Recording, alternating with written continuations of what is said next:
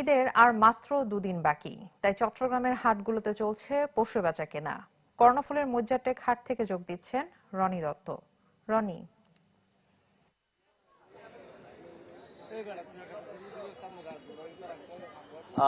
আমি এখন কর্ণফুলীর মজ্জারটেক এলাকায় এসেছি। এখানের যে গরুর হাটটি রয়েছে সেখানে অবস্থান করছি এবং অন্যান্য যেসব যে গরুর হাট এখানকার যে অবস্থা সেটি দেখছি যে এখানকার প্রচুর পর্যাপ্ত গরু উঠেছে এবং মানুষজনই কিন্তু এখানে আসছেন এবং ক্রেতা বিক্রেতারা সেটা দেখছেন।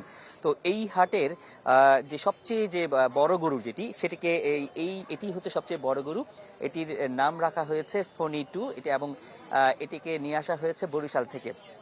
এই গরুটি দাবি করা হচ্ছেন যারা ব্যাপারীরা আছেন তারা বলছেন যে এটি এখন পর্যন্ত এই হাটে সবচেয়ে বড় গরু এবং এটি ফনি 2 নাম রাখারও একটি গুরুত্বপূর্ণ কারণ রয়েছে।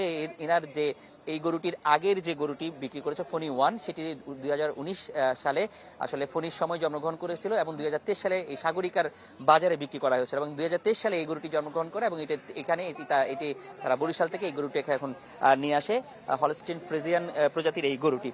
তো আমরা একটু জানতে চাইবো এই গরুর আসলে কত দাম হাঁকাচ্ছেন যদি একটু বলতেন।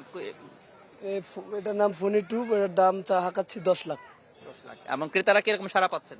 হ্যাঁ, মোটামুটি আসতেছে। ধন্যবাদ আপনাকে। আমরা আরেকটু একটু দেখানোর চেষ্টা করি যে এই মসজিদটাকে আরো বেশ কিছু গরু উঠেছে এবং মহিষ উঠেছে।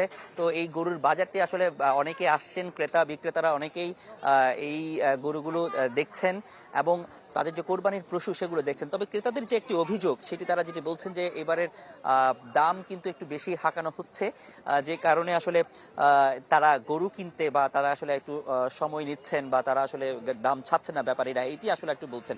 আমরা একটু ব্যাপারীদের সাথে হয়তো একটু কথা বলবো। আপনারা কি কোত্থেকে এসছেন বা একটু যদি সাতকানিয়া থেকে একটু যদি একটু এদিকে আসেন। আপনারা কতগুলো গরু এনেছেন এবং কিরকম দাম হাঁকাচ্ছেন একটু যদি বলতেন। কিরকম দাম? এটা হচ্ছে 750, ওটা হচ্ছে 760। একটু দাম একটু বেশি কেন হাঁকাচ্ছেন বলে অভিযোগ বলতেছে, কেন কি কারণে দাম বেশি? দাম কোনো বেশি না, দাম অনেক কম। এটা 8 লাখ টাকার গরু বলছে, এখন 6.5 লাখ টাকা।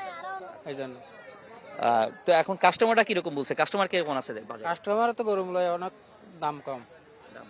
জি, আমরা একটু আরো একটু বাজারে একটু ঘুরে দেখার চেষ্টা করি। এখানে বেশ কিছু আরেকটা বিষয় হচ্ছে এখানে কিছু মহিষও এসেছিল।